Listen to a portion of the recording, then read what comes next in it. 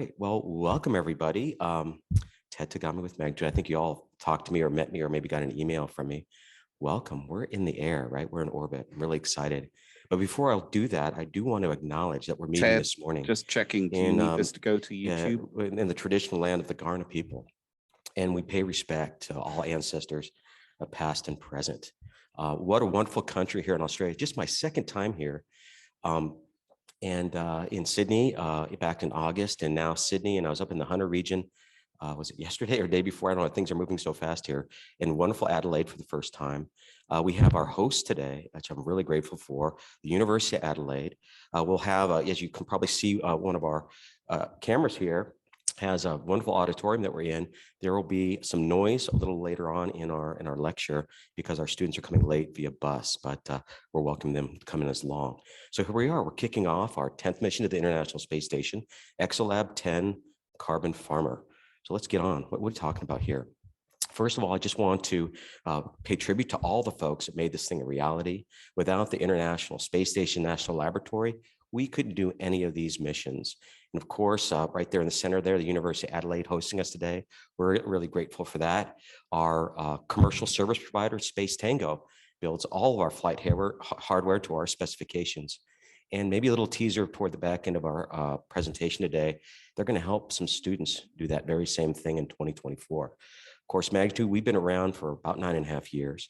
The mission that we'll be talking about here and talking about where we are in the start of it will be post-flight research will be done by Berkeley National Laboratory and the Joint Genome Institute.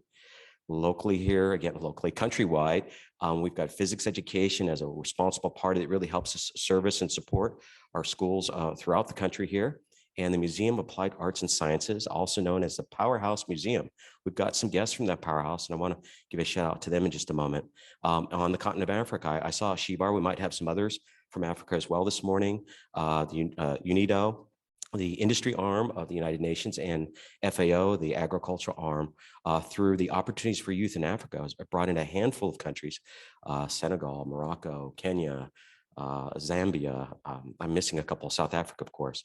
And the New South Wales government, Dr. Scott Sleep, if he's here, has been a great proponent and supporter of our initiative. So thank you to everyone. Just a little background to make sure folks know about our ISS. I'm going to do a little fly through here, and this is perfect timing as our students come in. Welcome everybody. A wave to our schools around the world. And I have a wonderful guest here, Liam Kennedy, who knows intimate knowledge about our current crew board, about the space station and what it's going through. I'll have Liam do a little voiceover, and this will be a great interlude as we have students coming in. So come on in, guys, and I'll start this video. Liam, go ahead and take it away.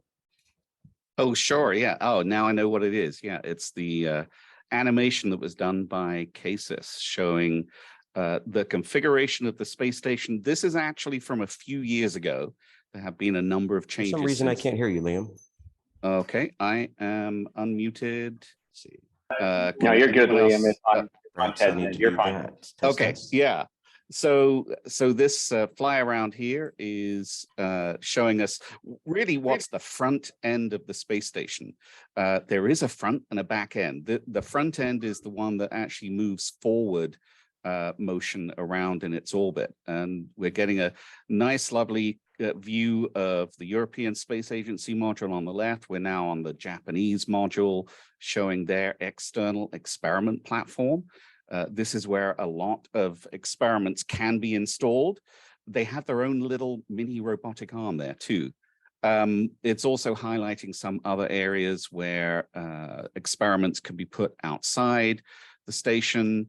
And we're spinning around to that's actually the port side of the space station, past those wonderful solar panels where all the power comes from. Solar panels are getting big upgrades this past year, and there's going to be a couple of spacewalks coming up. That's the very important cupola where astronauts get to hang out and look at beautiful views, especially over Australia. And some more docking ports. Actually docked to that port that was just highlighted is the beam module. That's an expanding module that's been there for a few years. Now we're highlighting the rear end of the space station, which are the Russian segments. And that's had a number of massive upgrades over the past year with the new science module installed. And the Russians are planning a number of additional spacewalks to switch a few things around there too. So this is a great view, sort of showing you really the major modules where astronauts live and work, along with some places where experiments can be installed. That place there that's highlighted, that's very close to where the camera is positioned that shows live views of the Earth, which is on my webcam. So, we'll hopefully see some examples of those soon. The key thing to get around from this is, yes, the space station is big.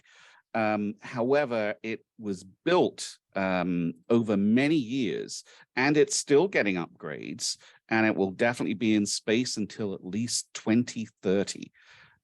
So still a lot more years of life in it.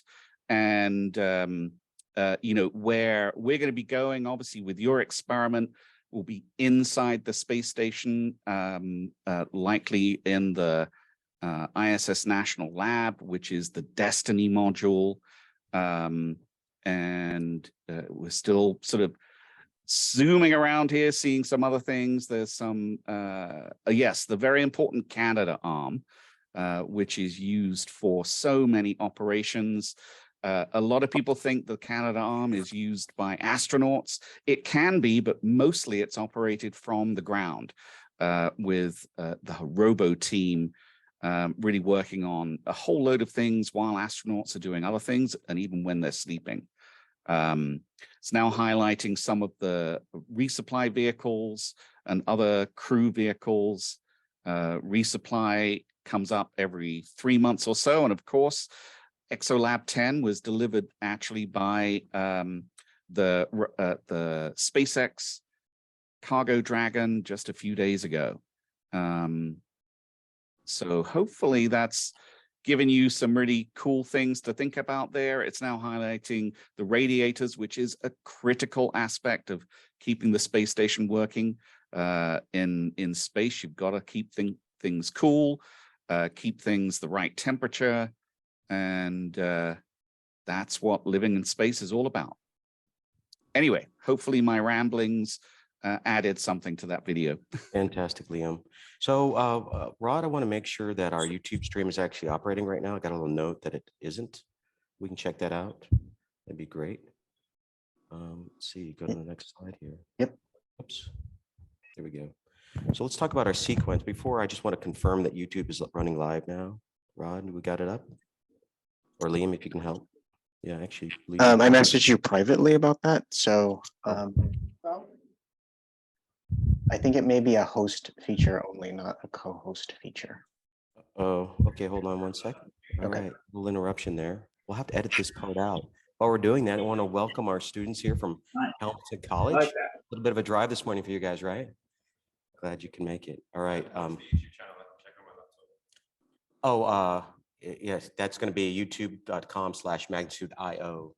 But it's not live yet. I'll have to actually link it live. And this will be frustrating here. I can do that with all these other things going on. It's always going to do that when you're going live, right? Start my presentation for a second. And let's find out where we are. Give me 1 second.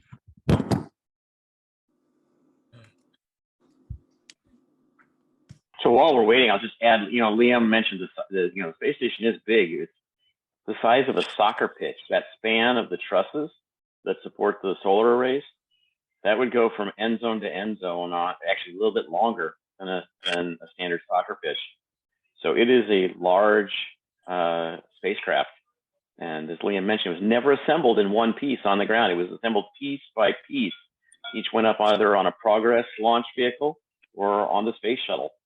So each of the nodes is at maximum about the size of a motor coach bus.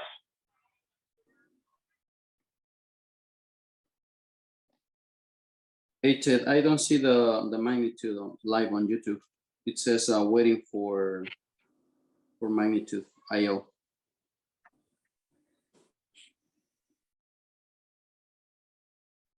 While we're waiting, I'll throw some of these pre-recorded clips across Australia to the screen. students can show just how great they are with Australian geography by shouting out what they think the places are.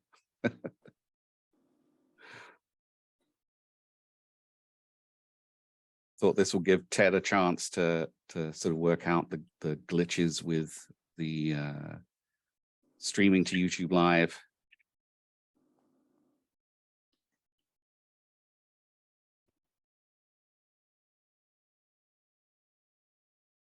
I know when. Mhm. I want to thank you for the amazing work you do with ISS above. As you mentioned, it's the camera there in the nadir part of the of the space station rather. And it's a kind of a continuous view. It also, you've got something where folks tweet out, or your little devices actually tweet out where they are when the ISS passes overhead. Is that right? Actually, that no longer happens because after 6 years of doing that, Twitter decided it's too much like a bot when you have 4,000 devices around the world sending tweets out. So they disabled that capability. But nevertheless, let me just show you where the space station is right now. That's where the space station is. And it's going to be popping over the horizon in Adelaide in under an hour, actually in 43 minutes. So if you're still talking then, the space station will be passing by above the horizon there. In fact, this is one of the views that comes from ISS above, showing you the station on this next pass will be going pretty high in the sky, above 40 degrees, and it's going to be heading on the west to southwest to the northeast there. And obviously this will be a daytime pass because it's in the daytime, so you won't be able to go out and see it. However, we will be able to see on the live video feed the place just in South Australia, a little bit to the west and to the north of Adelaide. And my friends, it looks like I'm having a little problem with Zoom and YouTube this morning. We're going to have to apologize to our friends that are waiting in YouTube. Of course, this is a recorded session, which we'll edit down and make it available to them. I'm frustrated about that, but I'm going to give it one more moment, and then I'm just going to close the presentation and send a note out to everyone and let them know that we're having a little difficulty.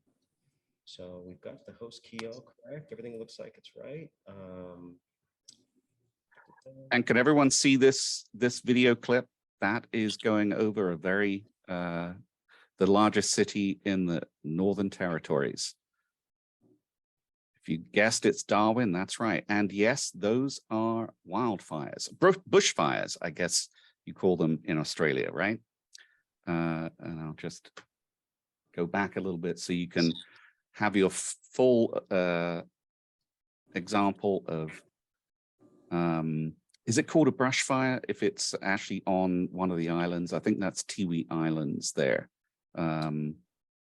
Yeah, so Liam, if you can, why don't you go ahead and unshare, Rod, if you can actually Yep, get I YouTube, will. that'd be great. I think we're going to have some apologies to send out to our friends waiting in YouTube. But while everyone else is waiting here in Zoom, most of our active participants will just kind of keep this going. All right, share stream, slideshow, here we are. All right, well, in a way, sometimes things like that happen, but fortunately our experiment is actually up in orbit, right? So let's talk a little bit about that. Here has been our ExoLab sequence. If you've got the mission patches or the stickers, you probably noticed that they said October on them. I believe our mission was delayed 4, maybe even 5 times. But on the 26th at 1920 UTC, we got that launch off of historic pad 39A. Within 18 hours, a little bit more than 17 hours, we were able to dock to the ISS Harmony module.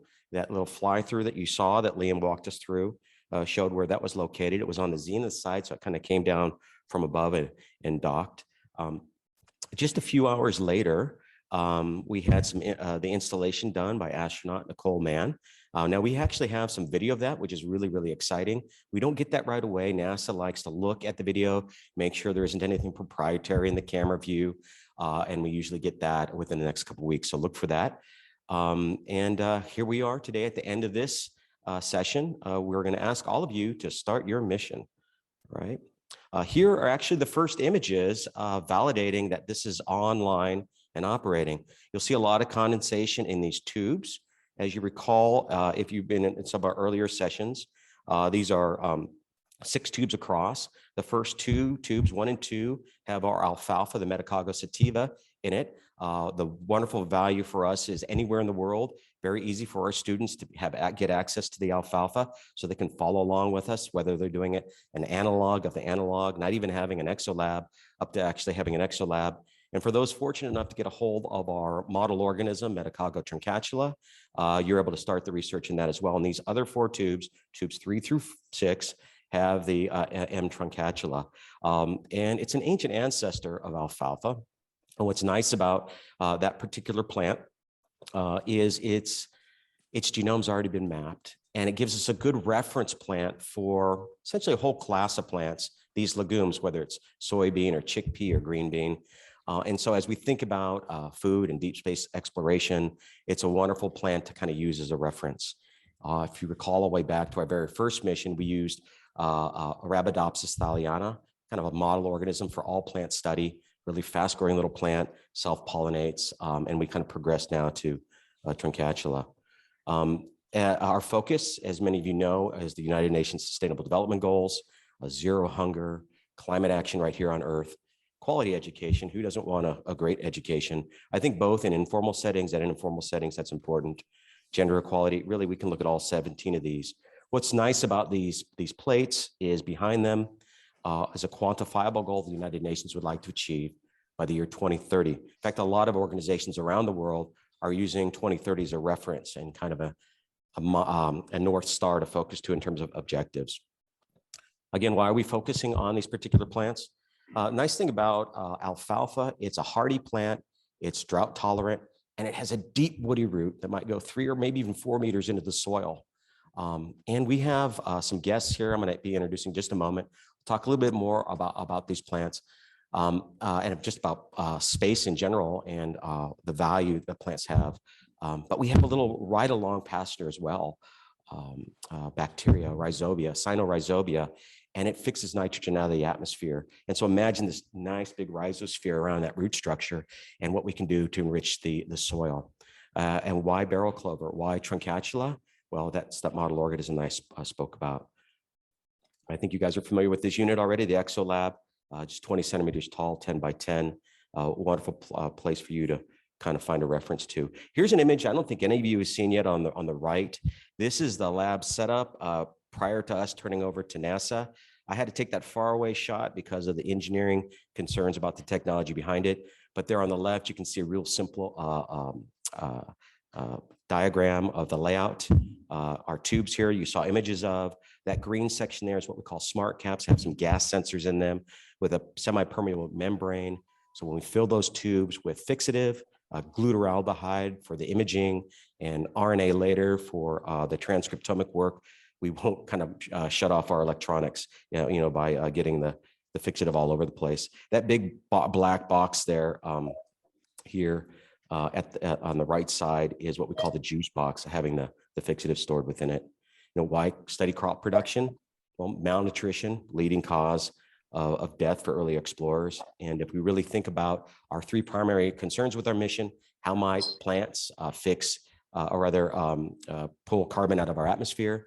How might we rejuvenate the soil with our particular relationship between bacteria and these plants, these legumes, and then food production? How might we solve that problem of healthy, fresh food for our astronauts in a deep space voyage? Current storage methods do not enable us to do that. If an astronaut could get all the way out to Mars and back in maybe 3 years plus or minus, if they do make it back under current technology, they're not going to be in very good shape. So that's a problem yet to be solved. Perhaps one of you watching this will have an answer for us, working together in some teams. I'll leave it here, and I want to talk to some folks that have joined us on the Zoom. And I think many of you have heard me say this before. We're going to go back to the moon there on the left. Dust and rock, right? If there is a little bit of an atmosphere, it's parts per trillion or whatever. And so it's not really habitable today. What might we do from an engineering perspective to do it? Venus, our nearest neighbor in terms of mass and really kind of all the things you think about when you think about a planet, is overrun by what? By essentially global warming, right? Greenhouse effect, really hot temperatures, super high pressure. Not really a nice place to live. And then we've got Mars, a much smaller planet than a lot of people imagine, much farther away, a cold place to be sure. I think that's great for an exploration standpoint. But as we learn and try to discover that being able to habitate off-world, perhaps the surface of the moon, or in the 2030s, or in the 2030s to Mars, what type of technology can we bring back here to our wonderful blue ball, our home planet? 8 billion people on this planet now. Are they all getting the food that they need? Are they all getting the resources? Planet's warming up. We've got water issues. Our plants are under stress. Salinity, you've got this brackish water that's invading the coastal lands now. Got heat rising, some big challenges. Perhaps some of you here on the call, working with others, can be thinking about a solution. So what I want to do here is find out who else is on our channel. I can't see everyone here the way this is set up. Let me stop sharing. Maybe I can. And I want to see if Sophie or Sarah from the Powerhouse Museum are on. If so, please pop in and say hello. And a lot of our work, there's Sarah. And is Sophie with you, or just you, Sarah? I couldn't see Sophie there. I'm not sure if she's around, but fantastic. Yeah, please introduce yourself and tell us a little bit about the project happening out there in Western Sydney. Yeah, sure. So I'm Sarah Reeves. I am the curator of space and astronomy at the Powerhouse Museum. So my job is basically to deal with all of the rockets and the spaceships and other pieces of space hardware, pieces of Australian space history and so on in the Powerhouse's collection, and to continue to build that collection over time to represent all of the really, really cool things that are happening in space at the moment, for example. And Sophie, if she was here, she is the head of a new part of the Powerhouse Museum called the Lang Walker Family Academy. So right now we are building, it's in construction as we speak. We're building a new site at Parramatta in Western Sydney, and that will house this Lang Walker Academy, it's an immersive STEM education centre. So we'll have programs happening there at the new site in Parramatta. There'll be the ability for students to come and actually stay over. We'll have bunks there and so on. And we're kind of beginning the programs for this academy now with this project, with ExoLab-10 mission, and with Ted and our collaborators. Giving students an opportunity to get involved in space, and hope that you've all been enjoying it so far if you're listening in. Fantastic. Thank you, Sarah. Really excited to be working with the Powerhouse Museum out there in Western Sydney, and there's 6 LGAs in the region there. They're coming aboard. And I also noticed our dear friend Ben Newsome. Without physics education and Ben's team, we really couldn't provide the services we have in country. Ben, you want to just give a shout out and say hello to everybody? G'day everyone, really enjoying this. I'm coming in from Western Sydney, Darug country in Western Sydney, Blacktown, and we work with the Powerhouse, Magnitude, STEM industry school partnerships and a variety of schools around Australia to help this mission go along. So really proud to be involved and enjoying listening in, Ted. Well, fantastic. Thank you, Ben. And Shane, I'm just going to give a shout out to you, Shane. I was out in the Hunter region when I first came in. It was 24 hours door to door, going from San Francisco to getting to Sydney. And I got on a 3-hour train ride to get up there. But what a wonderful day I had up there, meeting Shane and his students, and really firsthand being able to talk and hear what's happening with there. Shane, you just want to say hello or anything in particular? What do your students think about this project? Oh, our students were really excited. We were really, really grateful to be able to have you there, Ted, and speak to our students and really get them passionate about this project. I know as educators, we get really passionate about this project, and we try and convey that as best we can. But to have you there, you know, the guy running this project was really, really cool. So the kids got a lot out of it, and so did the educators. So thank you very much. Well, fantastic. And I'm just looking around the world here. We've got Morocco representing, South Africa, Canada. I'm probably missing some folks. There's a lot of screens here. Some folks in California and Texas, Florida. Hey there, Mary. I'm gonna, as you're watching this video, you might have been waiting in YouTube. This will be on YouTube. My deepest apologies for having that not functioning properly today. Of course, you are capturing all this information, and please reach out if you guys have some questions. But now, with our host here at University of Adelaide, I want to turn it over to some true researchers that are really imagining the value of plants in space. So Dr. Jenny and Dr. Matt, I'm going to have you come up here and share what you know, at least in a few minutes, about the future of space exploration and our wonderful friendly plants. Okay, thank you, Ted. And yes, well, it's great to have you at the University of Adelaide. And also we have here from representatives from Fleet, also the Australian Space Discovery Centre through sort of the education wing of the Australian Space Agency. And I just have to share my PowerPoint here, which I will do. And there we go. Oh, that's pretty. Thank you. So here we go. Yeah, and I'd like to echo, firstly, Ted's acknowledgement of the traditional custodians of the lands on which we meet, which here in Adelaide is the Kaurna people, but I'd like to extend that acknowledgement to all people online and the traditional custodians of the lands on which you are currently residing, living, playing, working.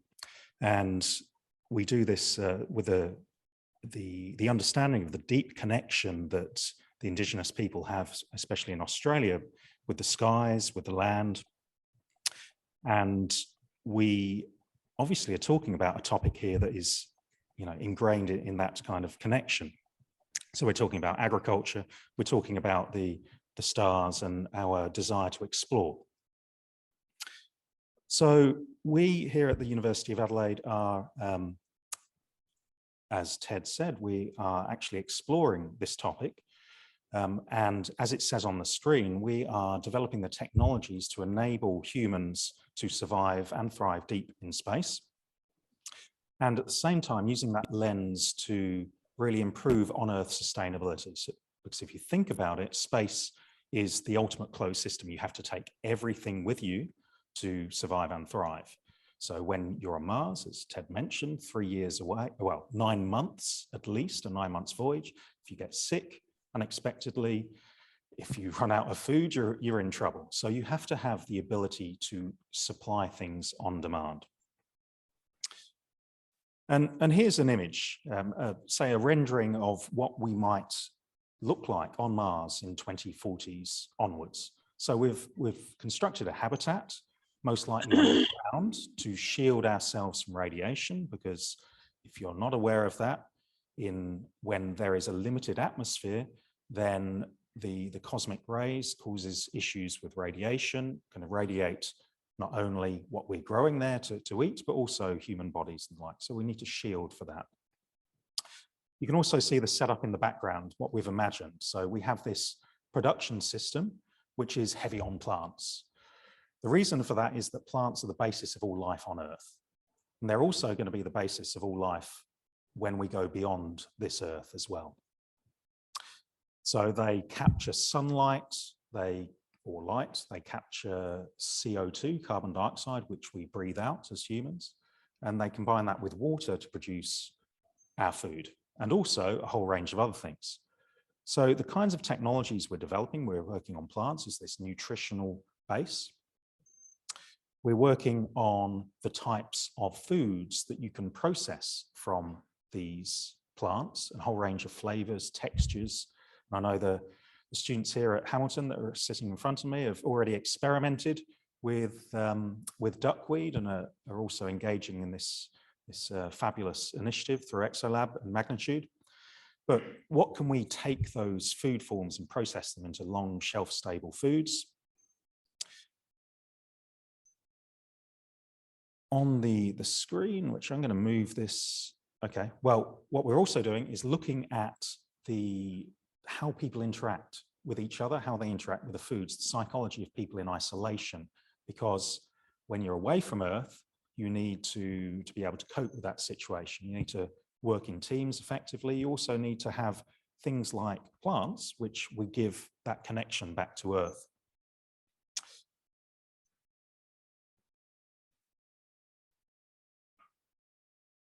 One thing we're also working with is that on-demand production system. So when you're 9 months away, you need to have the ability to produce a whole range of medicines that you don't have with you there straight away. And the ways that we can do that is to essentially, like we have done with the COVID vaccine, where we're injecting a sequence of nucleic acids into our bodies and using that as a production system for antibodies, we can do the same kind of thing with plants. We can inject DNA, RNA sequences into them, dialed up for on-demand bespoke medicines for various illnesses, and also make things like recyclable plastics and materials we need when repairs need to be made. One thing that we also need to do is to ensure that we use everything that we have grown or produced, because resources are going to be very limited. So recycling has to be maximized, waste needs to be minimized. So things like the plant parts that we do not use can be recycled for nutrients, but also they can be used for the production of biofuels or plastics or all those kinds of things. And the last thing that we are working with at the moment is the legal framework. So we've talked about what we can do, but also, so physically do, but what is both ethical, what is both possible to do. So we have to, a lot of these questions that we are working through and these technologies that we're wanting to produce, there is no current legal framework for those. So we have to develop those going forward. And so we and others around the world, we are a network all across Australia. There are universities in Melbourne, universities in Perth that are working on this together with us, as well as universities all around the world and companies such as, on this slide, you can see, obviously we're hooked in with NASA and their Moon to Mars program. The Artemis missions are designed to put the first woman and the first person of color on the moon by 2030, and to develop the technologies on the moon that will enable humans to venture to Mars in the 2040s onwards. And so we have partnerships with NASA, we have partnerships with the Australian Space Agency and a whole range of companies you can see here on Earth, as well as Axiom Space, which many of you will have heard of, which is one of the space stations that's going to replace the International Space Station in low Earth orbit from the 2030s. And we saw the wonderful image of the ISS earlier in this presentation and its massive expanse, but that will be decommissioned towards the end of this decade and replaced by these commercial stations. So I will now hand over to talk about the on-Earth applications and why space is so important for not only the exploration and the human's desire, but also for on Earth. And I'll hand over to Jenny for that. Hi everyone, my name is Jenny. I'm an associate professor here at University of Adelaide and I'm a plant scientist. And hopefully you can see from what Matt has told you is that there's so many different types of skills required to work in space. So I think traditionally we often still think about sort of hard engineering, but actually from all the different people that are involved in what we're going to do as research, you can see there's also biologists and food scientists and psychologists and lawyers. So it's really this exciting world where pretty much any sort of interest you have, we can apply it to space in this really fun interdisciplinary way. But one of the questions that we get asked a lot is, and a lot of people here are already totally excited about exploring space, but why are we thinking about space when there's so many issues to resolve here on Earth? And I think Ted's already touched on this, that we can really tie a lot of what we do towards things like the Sustainable Development Goals. And just from kind of how we're thinking about it, is that space really drives innovation. And this is just a list of some of the different types of technologies that have come out of space programs that are part of your everyday lives now. And these include things like the camera in your smartphones. That technology came out of the Jet Propulsion Lab in California, who are trying to develop new ways to develop cameras for their imaging. So lightweight, small cameras, which fits perfectly in your pocket, it turns out. Cochlear implants, solar cells, even the lights that we use to grow our plants indoors came out of innovations that what NASA was developing and had this idea, can we grow plants under indoor lights? And now that's what we're using for indoor farming. And I'll come back to that in a second. So that idea is that you're in this really constrained environment and you have to bring everything really with you, makes people super creative. And how can we really think about how we solve those problems? If you just have all the tools in that room, what can you make? And so as a plant biologist, what are we doing here? Well, if you've been paying attention recently, you know that climate change is really affecting agriculture. We've got a growing population and we're trying to produce food from the same amount of land. At the same time, soil quality is degrading because we've been using it so much. And as climate changes, farmers are experiencing, say, floods, particularly in Australia, and we've seen that impacting our food prices. So here in Australia, things like lettuce suddenly went up to about $14 a lettuce. These types of issues are going to continue. So how can we think about different types of solutions?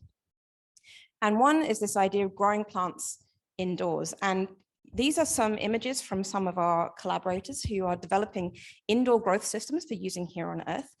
And hopefully you can see that this looks pretty similar to some of that design that we had for what our Mars habitat would look like. So we've got shelves of plants growing under light. And so the questions we can ask is, what type of plants can we grow? And this means we can grow it without season. So you can get harvest all year round, but can we make sure these plants are highly nutritious, that they are robust and they grow well? Because plants didn't evolve to grow indoors. So our job here is really to redesign plants for these new environments. And I think that, and so this is a picture of the Mars lunar greenhouse that's been developed at the University of Arizona. So you can see that direct comparison again. So you can actually go and visit this facility. You can take your plants and you can test and grow them. And we're working with these guys as well. And so I'm just going to take you quickly through a few things. So one example is you can't grow every plant when you go with you. So can we make plants which really have all the nutrition you need as much as possible? Now, I know the Hamilton group in front of me, I've already spoken to you about the joys of duckweed. I know that you guys have taken some home to grow, but duckweed is an example of a plant that we can think about as a new type of crop. It's actually been eaten in parts of the world for a long, long time, but it's not really been domesticated as a crop. It's very high protein. It's got most of the vitamins you need. So can we use this as a basis for a new type of foodstuff so that people are able to access plant proteins in the future? Another example, and Matt sort of touched on this, is being able to produce things on demand. So if we're up in space and you have a crisis and you want to produce new types of pharmaceuticals, for example, or vaccines, we can do that. But here on Earth, we have that need too. COVID showed us that very quickly. It was a very rapid response from detecting a new disease, finding out what the vaccine would look like, but then you actually need to produce it at a large scale. The great thing about plants is you can actually scale it up pretty fast. And the COVID vaccine, some of the COVID vaccines are now being produced in plants in some facilities in North America. And we can think about that in the future as a resource. And with that, I think I'll hand it back to Ted unless he's got questions he wants to ask us, or you guys. Actually, definitely put questions in chat. And there's something, it was actually my error. And I'm seeing if I can actually get it to work now. There we go. Fantastic. While we've got our friends in chat, why don't we open it up, and I'm gonna see if I can't just user error here. Mr. Dagami doesn't always have everything together. For our friends there in Zoom, how about some questions? Maybe give a shout out. My screen is so tiny now that we're projecting on the bigger screen.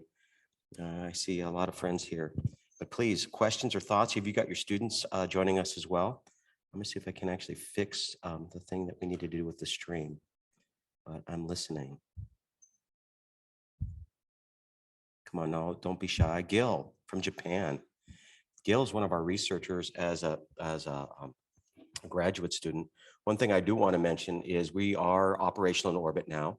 And Mr. Wilkinson, if you're still with us, you can actually perhaps make sure people understand how to get that started. But in February, after our payload returns back to Earth, we are restarting this mission using the same hardware that flew, and we're going to reboot it. We're going to reboot it. Our universities from around the world, again, Morocco has joined us. We've got some university in Zambia, right here, perhaps in Adelaide. They'll pick that some of the research up for us, I'd hope. Berkeley, out there in Champaign, Illinois, South Africa. And so this will be really, really exciting. The information that we're going to get, the imaging, and probably more importantly, the transcriptomic data, these little sequences of proteins that perhaps can give us a little insight about how these plants behave in a microgravity environment, can give us some clues on how they might perform better, again, under the changing conditions here on our planet. But actually, I want to turn it over to you, Gil, and why don't you share a little bit about what you're up to? I know you're in Japan now, but you're also you're taking your classes there in North Dakota. So why don't you give a little shout out and tell us what you're up to? And thank you for your support and research. No problem. Thank you. It's always so awesome to meet with everyone. Hi, I'm Gil Cawthorn. I've been with Magnitude for a few years, and I'm a biology instructor in Japan. I also lead an astrobotany research program here, and I'm a PhD student at the University of North Dakota. My research has been focusing on human factors in spacecraft cultivation methods and systems, essentially how to support Kennedy Space Center in the development of future bioregenerative life support systems for crops to be used in space. And my research in particular has been looking at how to increase yields in a sustainable way that can be used to go from Earth to Mars and back, that can also be used to meet some of our sustainable development goals here on Earth. And one of the elements that I'm looking at is actually the way that these interactions affect crews in long-term duration missions. So the way that I'm testing that is at UND, there is a lunar and Martian analog habitat that they run multiple analog missions throughout the year. Basically, in these missions, we have analog astronaut crews that run through protocols and essentially test technologies and systems that would be eventually used in space. Basically, they're the guinea pigs. And in this habitat, there is a whole lunar, a whole agriculture module for crop production. And what I do is I remotely manage what is happening in that module and what's happening with our crews. So my just this past, well, I'm still under it actually. I got awarded a research fellowship from NASA's Space Grant Consortium, and I was researching how the process of managing these systems and interacting with these plants affects crew wellness, mood, behavior, and performance. And one of the systems tested through this study was actually the ExoLab analog system. So we had 2 crews in this Martian habitat just September and all of October, run through the same procedures that you guys are going to be running in your schools and your classrooms, and they collected data on the response to light, CO2 levels, just phenotypic variations, and then from that we also measured the effects that interacting with these experiments had on them and their overall crew success. So as Ted said, there's going to be another repetition of this in February. During that time, my team at UND is going to be setting up the hab again for a spring session of missions that's going to run the experiments again with added factors of measure, and hopefully all the data that we collected from that can be added to the data that's being collected through this amazing program at Magnitude. Yeah, so it's super exciting to be here, super exciting to finally get started. It was great to see the launch, and I'm really excited to see what's going to come out of these studies. Thank you, Gil. Thank You know what's exciting, I guess you mentioned data, and what we have with these ExoLabs is essentially a network of science laboratories. And first of all, I want to welcome our guests that were hanging out in YouTube live, waiting for me to hit the right button. So definitely use your error on my part. I'm going to blame it on the lack of sleep. But this has been a recorded session. We're going to get it up so you can see it in its entirety. You were not forgotten nor ignored. I was looking in the wrong place to activate it. And the folks I gave controls to, they didn't have enough permission. So all on me. Data, we have these laboratories, these ExoLabs all over the world. And something that I'm really quite keenly interested in is machine learning and artificial intelligence. And so when we have a whole set of data, what might we understand from that?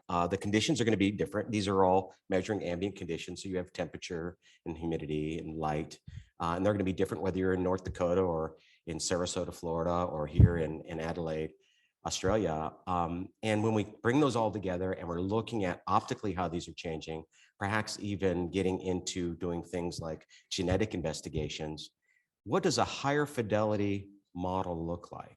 How might we actually be able to scale research where we have hundreds or thousands or perhaps even tens of thousands of people looking at the same thing? Perhaps duckweed or some other plant. Maybe it isn't even a plant, crystallography, microfluidics. You start imagining what happens when you can run all these in massive parallel. Think about the discovery potential.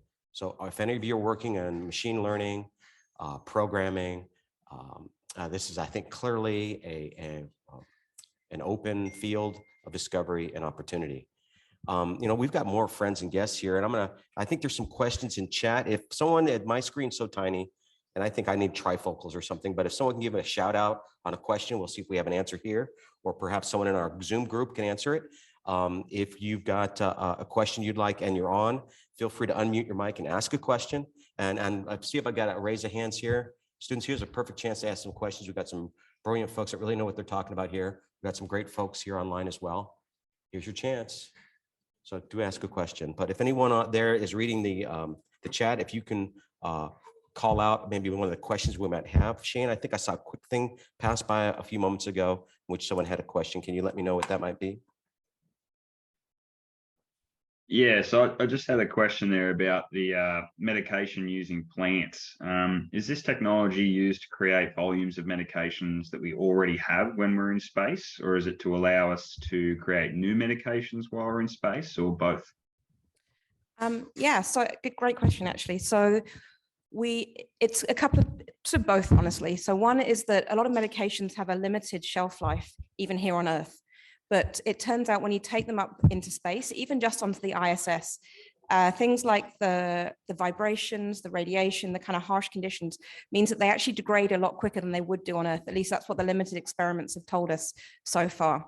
So on the ISS, it's not a problem. We can resupply. But long term, if we're going to go to Mars, we're going to actually need to make those medications fresh. So some of it is just a focus on existing things. But there's also the chance to make new medications because we can't take everything with us. We can't predict what people will need. We can think about the common illnesses, but as the missions get longer, the chances of rarer things will crop up. Just the challenges of living in space means that astronauts might kind of experience different types of illnesses at a different rate. So being able to make things kind of on demand is really the key. So it's research that can be done on Earth.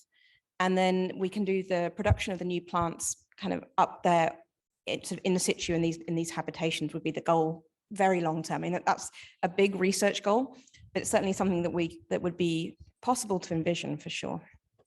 Matt, do you want to add anything? No? A great question. I think there was a question. Yes, sir. Yeah, we got a mic coming up. He's going to make so everyone can hear that question. And please fire off more questions here. I see so many educators here. Danielle, great to see you.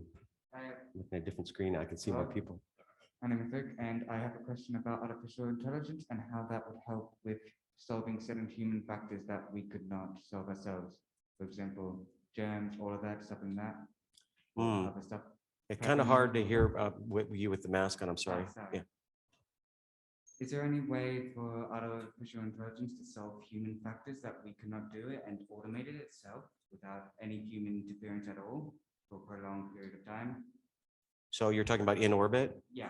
Oh, I think that's one of the challenges here. You think about automations, we're really squishy, right? And getting up in space, we have our own challenges. We got to bring up so much food and what have you. If you're thinking about perhaps doing research on the surface of the moon, if you come along and whatever you might weigh, 70, 80 kilograms, how many kilograms of food are going to be needing to come along with you? The robots and automation and programs like that, I think are really a great opportunity. The fact that the ExoLab is literally a remote program, this, unfortunately, with the delay in our rocket launch, you guys are going to be on holiday. In fact, people across our network are going to be on holiday, but the labs will still be running. You can still log in and view them.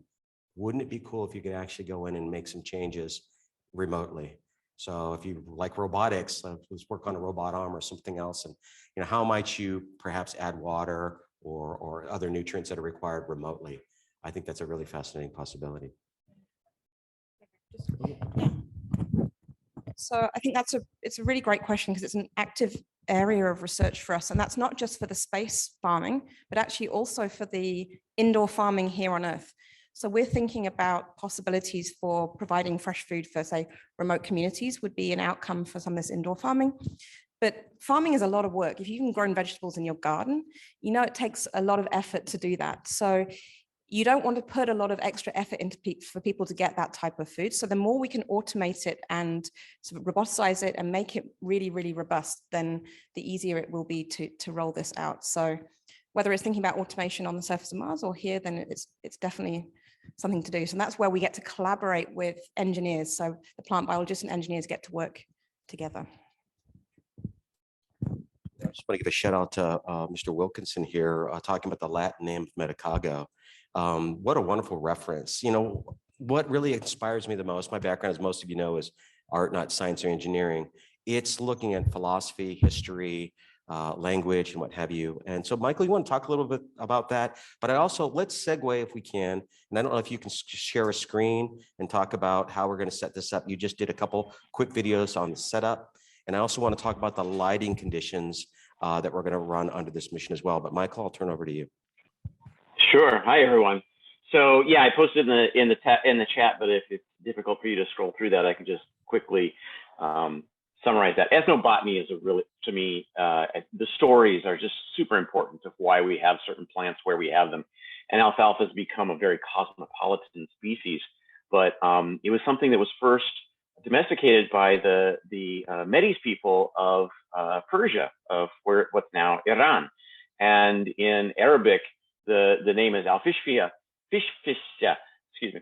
And then that was changed when the Arabs migrated into Spain, and that's where we get the word alfalfa. But the Latin name, the genus Medicago, is a nod to the Medes people. So it's kind of along with our where our native lands are and where the land that we're on. It's also good to think about the cultures of people that influence the maths and the sciences and everything about our history. In terms of our ExoLab platform, as Ted said, we are all go for grow now. Nicole Mann installed the orbital unit, so it's time to get our ground stations fired up.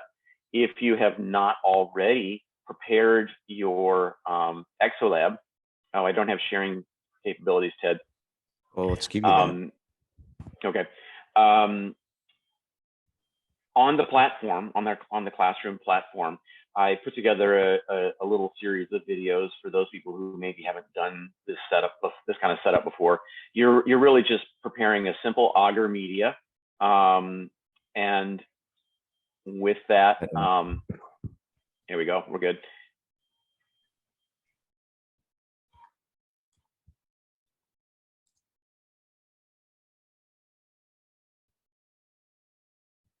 We lost your audio, Michael.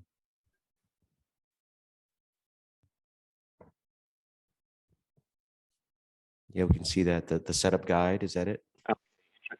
Interesting. If I share the screen, I lose the audio. That's okay. So, go ahead. So what I'll do is I'll tell you what I'm going to do, and then I'll just quickly click through it so you can see. So it's on the classroom platform. And if you go to the lessons library, it's the very first lesson. And when you open that up,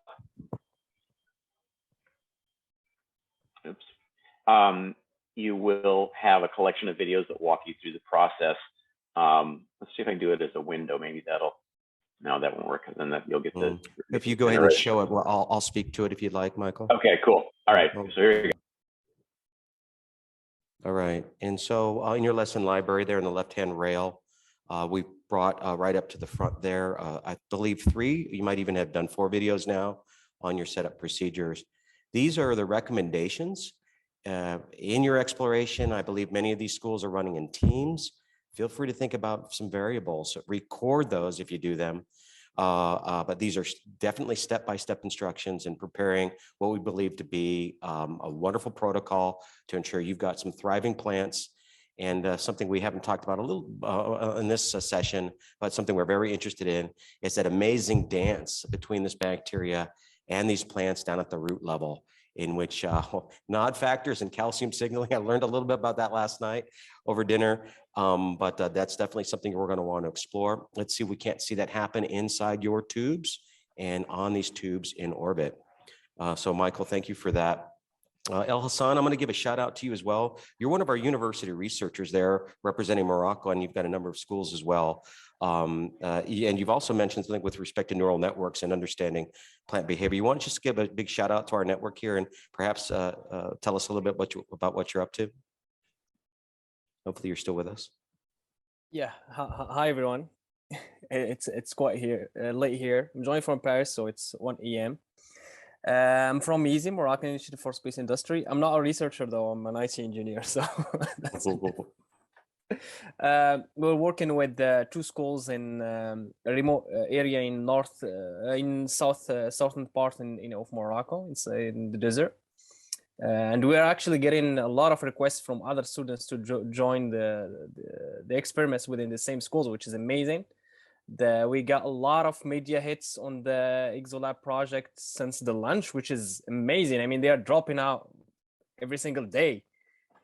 And we also featured ExoLab in the African Space Generation Workshop we co-organized with the Space Generation Advisory Council in Rabat last weekend, where we had Eric Smith, the former James Webb Telescope director, and the new ambassador of the US in Morocco.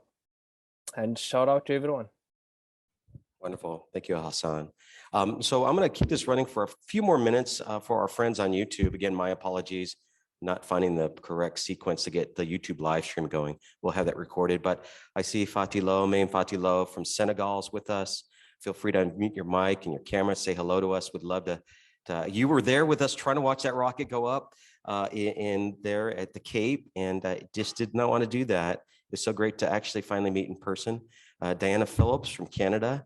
Give a big shout out to you, Diana, and the work that you do in the informal settings, and just an inspiration to all of us. Shivar, if you're still awake there in South Africa, fortunately your power's still running. I'd love you to say hello, Shivar. You've done a wonderful work there with iInnovate and one of our leading NGOs there on the continent. And perhaps share a little bit about what you're up to down there. Of course, just want to make sure my mic is working. A lovely warm welcome at 1 a.m. here in, well, 2 a.m. now actually in South Africa. And Ted, I must say it's still absolutely fantastic to be on. I can't wait to just feed back all the information and send all the links here to our educators, because, you know, we've been running ExoLab down here as part of iInnovate in the country for 5 years now. And, you know, there's been so many slides that have happened for our students, for our educators, and mostly that inspiration that it's given to all of them. I think that's a testament to what ExoLab is, you know. And so we have a couple schools coming into ExoLab this year, about 4 to 5. And I think let's see where things go from here. So it's all about, they're super excited to start. Mission is going to begin tomorrow for them, and we're going to see where things go from here. So it's a pleasure to be with you all. Well, there you go. And what I'm really excited about, Shivar, is the work you've been doing to rally up our universities to actually get into some authentic research.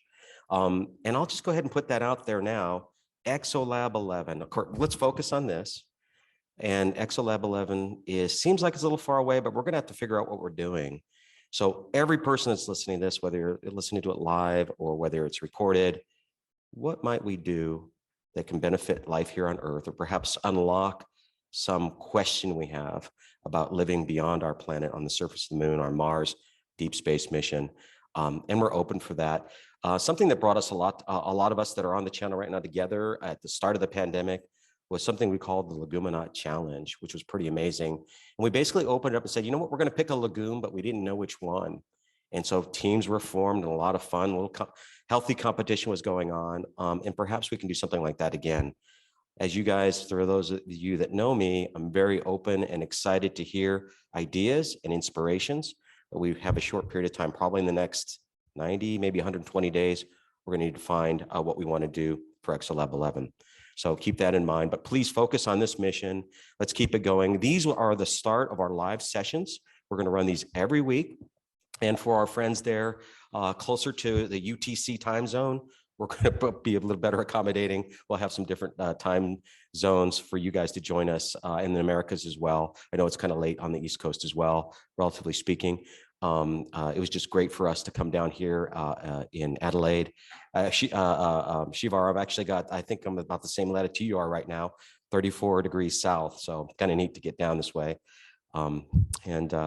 Well, who else can I've seen a lot of our friends from the Central Valley of California, one of our largest school districts and oldest participants. They took the leap of faith and they joined us with ExoLab-10 back in 2017. So I want to thank you guys for that. Something that's very interesting, again, getting beyond the science, getting beyond the engineering and something we're very concerned about is the effect the pandemic has on younger students, the younger ones here with literacy. And so we're installing the ExoLabs in libraries. They've turned into more like museums, and there's fiction and nonfiction works that are placed around the ExoLab. We've got Liam's wonderful invention, the ISS above there for inspiration. And when that ExoLab is running, it's like a little bug light. The kids rush in there, they drop their books off, they grab their little tab to find the next book they want to check out. But they basically hover around the ExoLab to see what's happened since the last time they've been there. So we start from anywhere from that inspiration part, and I'm hoping, especially with the advanced researchers that are now looking at what we've done, that we can actually move that fidelity up higher. So I like to say K to gray. Let's all get everyone excited and involved. Oh, I haven't talked about protocols. We'll wrap with that. So your lighting on this, we're going to set the lighting at 8. So if you look your ExoLab, when you set it up, you can select single plate, even though you're running the dual tubes, and you select 8, which is about 8 intensity out of 10. Your lighting will be white, and your photo period will be 16 hours on, 8 hours off. Now that may change depending on how our plants are behaving in microgravity, and we'll of course notify you there when you log into your classroom. Right there at the top, the announcement section, we'll try to keep that updated as we move through the mission. Let's not wait for these weekly sessions. If you got questions, please fire them off to hello@Magnitude.io or communicate with your teacher if you're a student, and they'll communicate with us. Really excited that you guys are joining us on this mission.